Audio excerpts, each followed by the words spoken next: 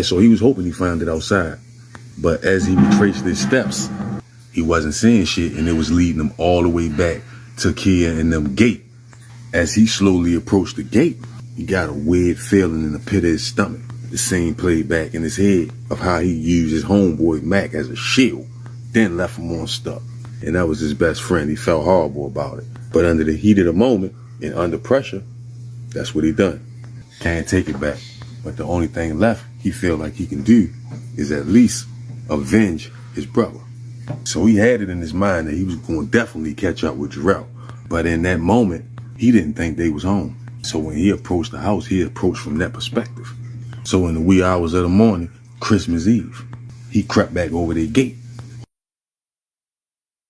He all in their backyard, searching, looking for that pager. He gets to the spot where Mac was laid at, and he noticed how they clinked the blood. So as he stood there, scanning the driveway, out of nowhere, he hears a female voice yell out, "Come on, y'all." And that, he instinctively ducked down. He reaching his dip, pull out the 4.4 dirty hard.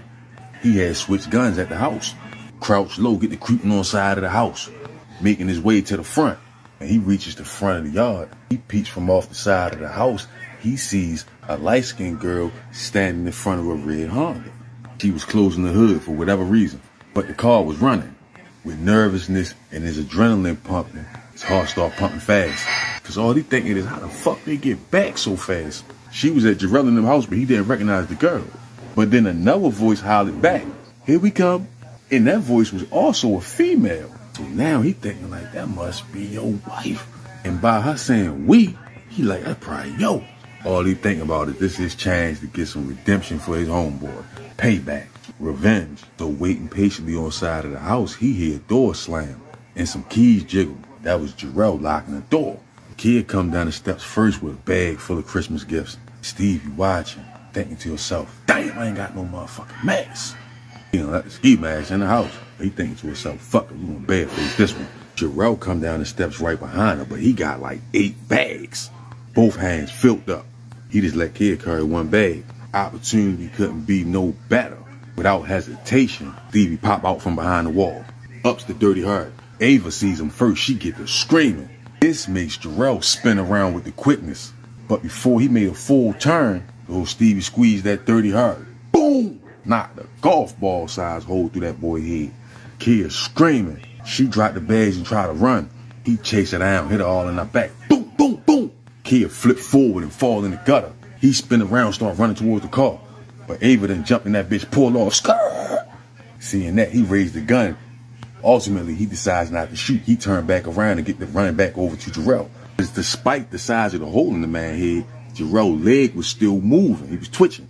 But when little Stevie went to go hit him again, he noticed Jarrell had a black pager clamped down to his left front pocket. He reached down, snatched the page out of his pocket.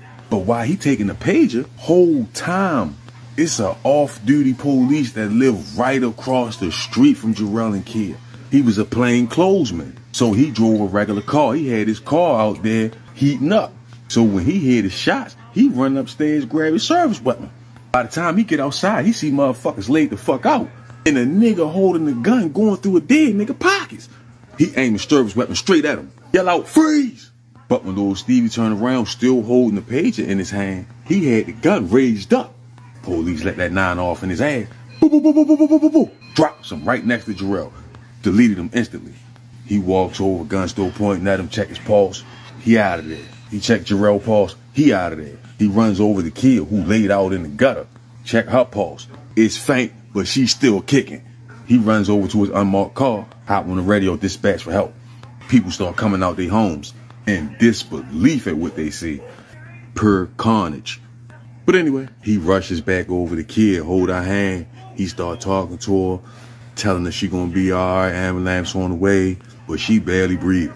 Within a couple minutes, the ambulance get there, along with the fire truck and the police. They hurry up, take a rush of the shock trauma. But on the way there, due to one of the bullets going through her back and out her heart, she succumbed to her injuries inside of the ambulance and was pronounced dead Christmas Eve. Doing 80 miles an hour, Ava pull up inside the police station, hops out and runs through the doors. Police jump up, what's going on, man? They thinking she on some bullshit. She tell them Her sister and her husband just got killed. The nigga tried to kill her. The whole story. What it is